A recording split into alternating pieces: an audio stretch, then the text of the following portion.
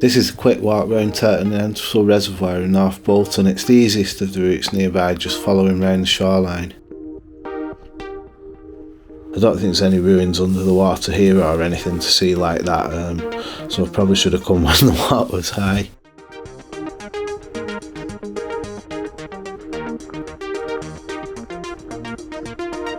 During the Industrial Revolution, with the population of the local towns growing so quickly with people coming in to work at the mills, they'd previously gotten water from local springs and wells, but they couldn't get enough.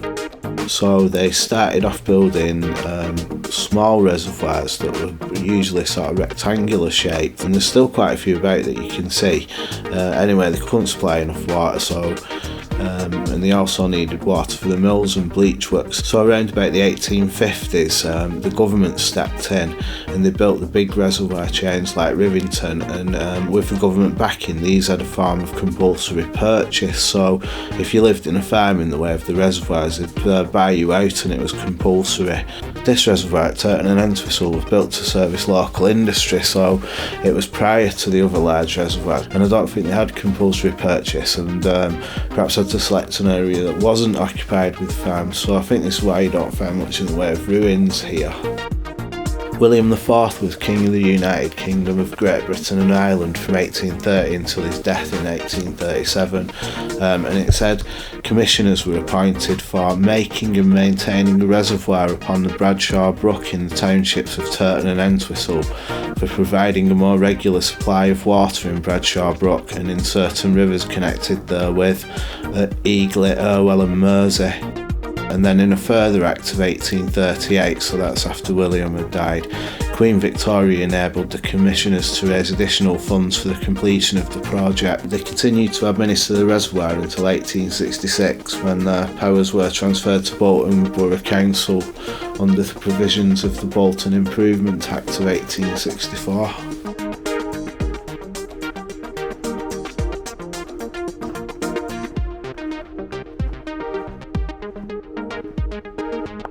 This is the bottom of Littlemore Clough, and there's once a farm to the side there, but it went derelict sometime after the 1850s.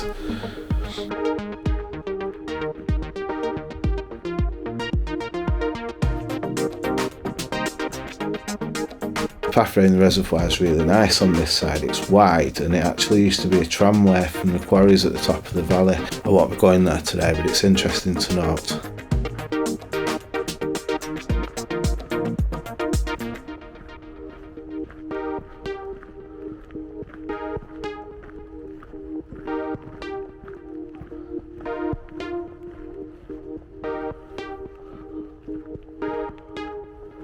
There might not be much in the way of submerged architecture here, but if we go down below the usual waterline, we might be able to find a few fossils. These rocks have been brought in to make the sides of the reservoir, hopefully from local quarries. They look like the local gritstone, so I doubt they're from far away.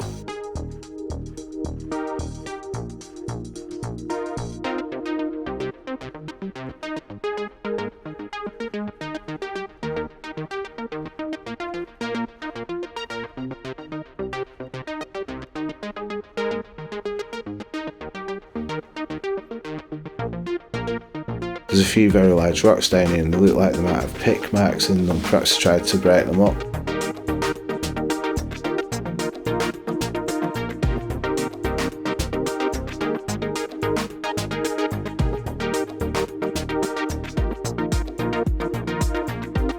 Here's a slick and sides rock. I don't think it's easy to see on the camera here, but this face of the rock is really smooth with a lateral pattern, and it's part of the face of a rock from a geological fault.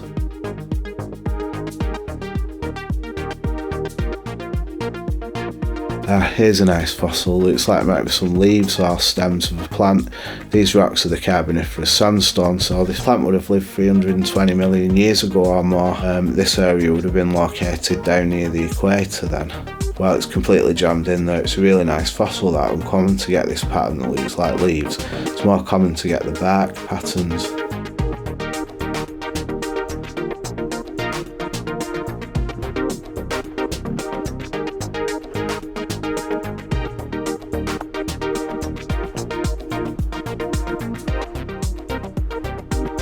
Just Just over this little wall here there's a site of another old farm, Lower Tarkingtons, which also went derelict around the same time as Littlemore.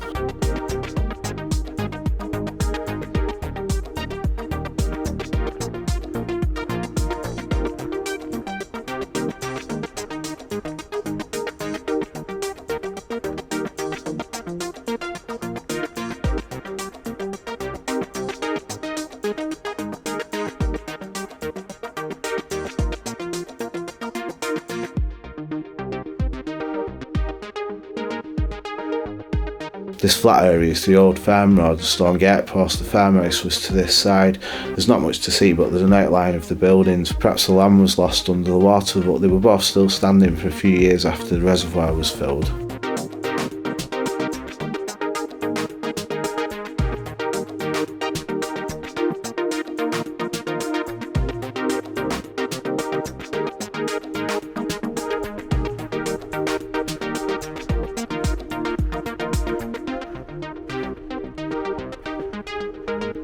Down this Yarnsdale end was one of my favourite views. It's dry today, but it looks great when the lake's full and the water's still.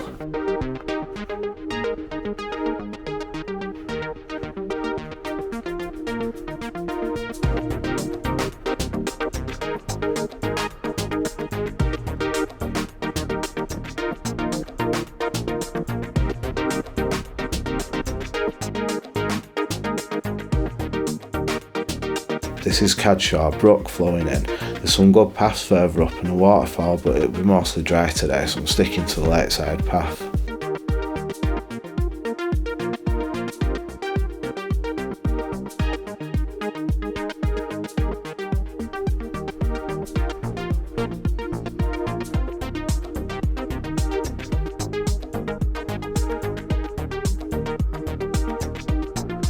This here is the wader. It's a sculpture that usually looks like it's wading in the water, but it's too dry today.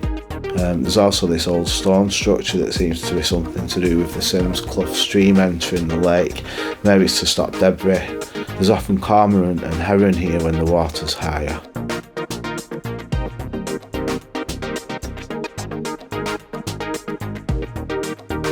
This is the bottom of Sims Clough where one of the other walks comes down off the top.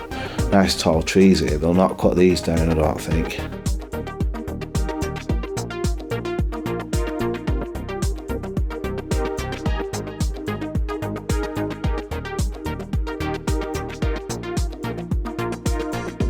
Now coming round this edge of the water in the trees on the left, you get a lot of nesting heron in springtime. We call it a heron mean, there's a lot of birds here then.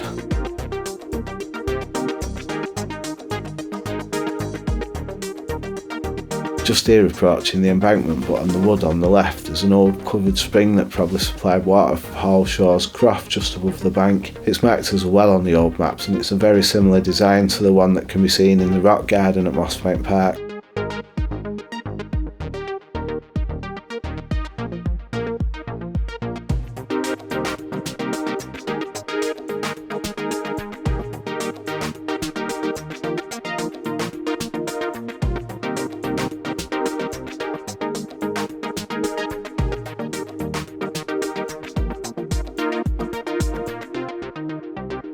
This is the overflow for the reservoir in a small building that probably used to house controls for the sluices. It's designed like a little castle and it reminds me of some of the features around Turton Tower. The embankment's interesting itself because it's reckoned to be an early example that might be entirely built from clay without a central stone structure that they used on the later reservoirs, stop the embankment from slowly giving way. Anyway, that was around Turton and Entwistle Reservoir.